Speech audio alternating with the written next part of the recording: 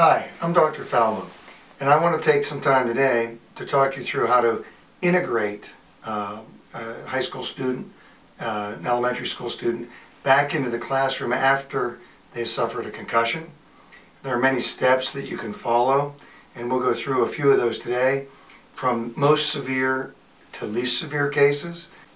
But there are many things that you have to understand about these students and what's affecting them after a concussion so you can properly help them. And let's go through a few of those. Very often, their vision and their auditory systems are really compensating for the trauma that they suffered.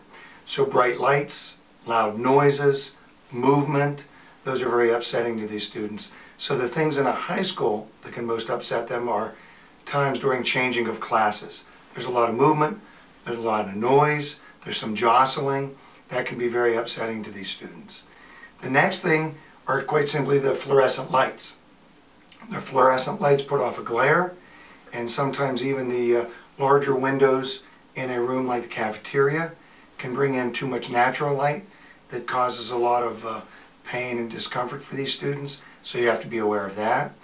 Also, the loud noises in an open area like the cafeteria again can set them off. So often, if they're going to be present for their lunch period, it might be nice if they can eat in a separate dining room or a separate lunch room, maybe with only 2 or 3 other students, where the conversation is low-key, there's not much noise from plates or other cafeteria traffic going by.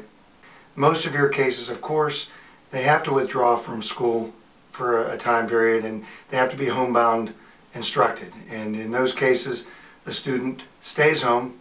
An instructor is sent to the home 1 to 2 hours a day, or even a little bit more if possible.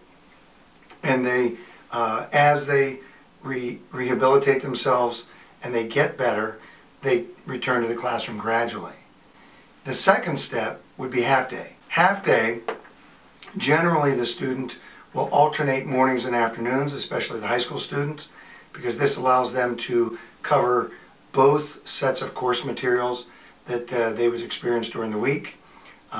So for example, on a Monday, they would go to school in the morning, and then on Tuesday, they would go to school in the afternoon, and be responsible for most of their schoolwork throughout the week like that. The things that can be upsetting for them visually tend to be things like taking notes, shifting their focus from a chalkboard or a whiteboard, smartboard, back down to their book, back down to their note-taking. So there are a number of things that you can do in those scenarios. Number one is to appoint one of the better students in each of the subjects or in each of the classes to take notes for this concussion student, and then copy them and provide those each night so that the concussion student doesn't have to take notes. He or she can just be present listening to the lecture. The next thing that can be done is the student who has a concussion can use a micro cassette recorder.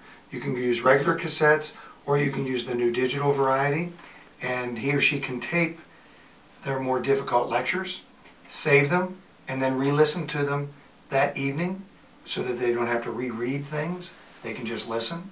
That's a big help.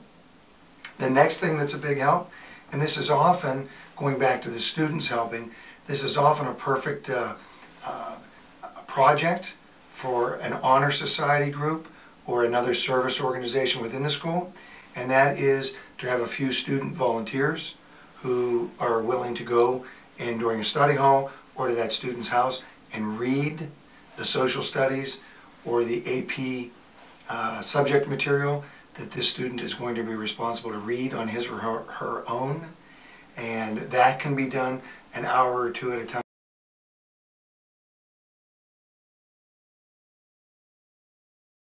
The written examinations that these students have to take at the beginning of their rehab is going to be a great help to them if you can use a paraprofessional or even a parent volunteer that can read the examination to the student, and then the student respond verbally, and the parent or the paraprofessional mark down the student's answer, so that everything that the student does is not visual, is just verbal, takes the same exact examination that he would have had he taken the written exam, but it's verbal, and the paraprofessional there records the answers as I mentioned, and then it is turned into the teacher.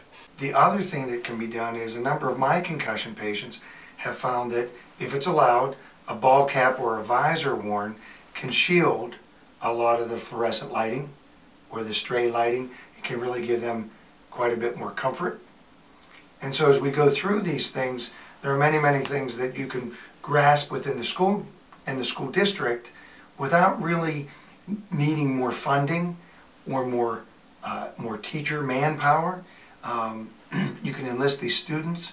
You can also reach out to your local Lions Club, which are very visual oriented towards their donations. And the student's family can reach out with the school to a Lions Club and see what they might be able to provide as far as manpower or funding. Another thing that can really help is if the student has an iPad or a Kindle and they use the Kindle software and use it to where the Kindle software will read the passages to them. They could either follow along, or if that sets them off too much, they can just turn their head away, lean their head back, and just listen to the Kindle read to them. And that would be the same subject matter out of their academic textbooks. So we've gone through a number of things right now that you can enlist and use on the student's behalf and get a number of the different students within the classroom or the service organizations and so forth to pitch in and help these concussion students. Sometimes these concussion students need a month of help. Sometimes they need 6, 7, 8, 12 months of help. And so you have to be prepared going into each student's case that we don't know how long it's going to take to rehab them. We don't know how much of a full recovery they're going to have. And in other videos, I will also touch on with you what is being done medically so that you can further understand these students. Good luck.